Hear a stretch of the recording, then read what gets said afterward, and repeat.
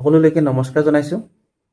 আজি ভিডিঅ'টো গীতাত প্ৰভু শ্ৰীকৃষ্ণ আৰু অৰ্জুনৰ যি কথোপকথন আছে, সেই কথোপকথনৰ মাজেৰে ভিডিঅ'টো আগবাঢ়িব বিচাৰিছোঁ।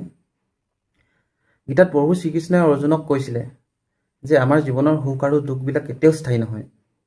আৰু তেতিয়া অৰ্জুনে প্ৰভু শ্ৰীকৃষ্ণক সুধিছিলে যে সেই কেশৱ, আমাৰ জীৱনৰ কি সুখবিলাক স্থায়ী হ'ব নোৱাৰে নেকি?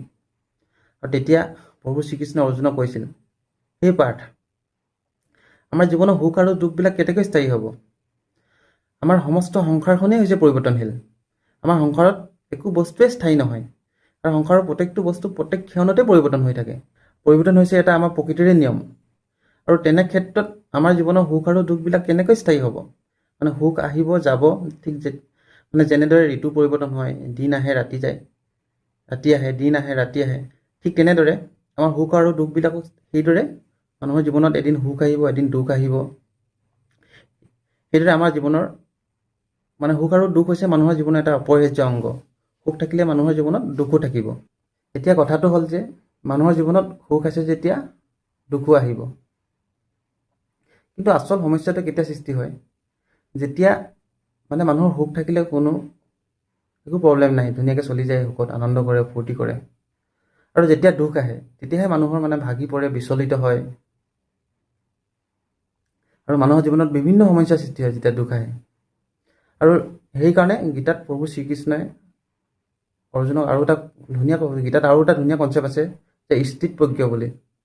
আৰু তেতিয়া গীতাত সেই কথোপকথনত অৰ্জুনক প্ৰভু শ্ৰীকৃষ্ণই কৈছিলে যে হে পাৰ্থ, মানুহ সদায় স্থিতপ্ৰজ্ঞ গুণৰ অধিকাৰী হ'ব লাগে। আৰু তেতিয়া অৰ্জুনে প্ৰভু শ্ৰীকৃষ্ণক সুধিছিলে যে হে প্ৰভু, স্থিতপ্ৰজ্ঞ মানেনো কি? আৰু তেতিয়া প্ৰভু শ্ৰীকৃষ্ণই অৰ্জুনক কৈছিলে যে স্থিতপ্ৰজ্ঞ মানে হ'ল যিবিলাক মানুহ স্থিতপ্ৰজ্ঞ গুণৰ অধিকাৰী হয়, সেই মানুহবিলাক বেছি সুখৰ লালসা নকৰে বা আশা নকৰে সুখৰ বেছি। আৰু দুখতো বেছি বিচলিত নহয়, ভাগি নপৰে। ভাবে যে সুখ আছে যেতিয়া দুখো আহিব। আৰু যেতিয়া মানুহে সুখ আৰু দুখৰ মাজত যিটো বেলেঞ্চ বনাব পাৰিব বা ভাৰসাম্যতা ৰক্ষা কৰিব পাৰিব, সেই মানুহ সুখ বা দুখত কেতিয়াও বিচলিত নহয়। ঠিক তেনেদৰে আৰু সুখ আৰু দুখ সুখৰ আৰু দুখৰ পৰিভাষা চবৰ বাবে এটা এটা বেলেগ বেলেগ কনচেপ্ট। চবৰ ধাৰণাটো বেলেগ বেলেগ সুখৰ আৰু দুখৰ যিটো পৰিভাষা আছে। কিছুমান মানুহে মানুহক সহায় কৰি বা আনন্দ দি, সুখ দি নিজকে সুখ অনুভৱ কৰে। আৰু কিছুমান মানুহ এনেকুৱা আছে যি আনৰ দুখ হ'লে বা দুখ দিহে নিজৰ মনত শান্তি লাভ কৰে, সুখ লাভ কৰে। উদাহৰণস্বৰূপে কিছুমান ধৰি লওক, আপোনাৰ ঘৰ এটা আছে, আপোনাৰ ঘৰটো সৰু ঘৰ, আপোনাৰ ঘৰৰ কাষতে এটা মানুহে ডাঙৰকৈ এটা বিল্ডিং বনাই দিলে, তেতিয়া সেই মানুহজনৰ কাৰণে এইটো এটা দুখ হ'ব। সেই আনৰ উন্নতি দেখিব নোৱাৰে, সেইটো কাৰণে এটা ডাঙৰ দুখ তাক। কিন্তু আৰু এনেকুৱা কিছুমান মানুহ আছে যি যদি ওচৰত ঘৰটো বনাই দিলে ডাঙৰকৈ এটা বিল্ডিং, তেতিয়া ভাবিব যে সি সুখ লাভ কৰিব, আমাৰ ঘৰৰ ওচৰতে এজন মানুহে ধুনীয়া ডাঙৰ বিল্ডিং বনাইছে, ভাল হৈছে। এতিয়া দেখা যায় যে সুখ আৰু সুখ দুখ যোনটো চবৰে বাবে ধাৰণাটো ইয়াৰ বেলেগ বেলেগ। এতিয়া আমি দেখিলোঁ যে সুখ আৰু দুখ মানুহৰ জীৱনৰ এটা অপৰিহাৰ্য অংগ বুলি ক'ব পাৰি। সুখ আহিলে মানুহৰ জীৱনত দুখো আহিব, এটা প্ৰকৃতিৰে নিয়ম। আপোনাৰ জীৱনতো দুখ আহিব, মোৰ জীৱনতো দুখ আহিব। আৰু দুখ মানুহ হিচাপে জীয়াই আছোঁ যেতিয়া আমাৰ আৱেগ আছে, অনুভূতি আছে। সুখ আহিলে আনন্দৰ জৰিয়তে এইবিলাক বাহিৰ হ'ব, দুখ আহিলে আপোনাৰ কান্দোন বা আন মাধ্যমৰ জৰিয়তে আমাৰ দুখবিলাক বাহিৰ হ'ব।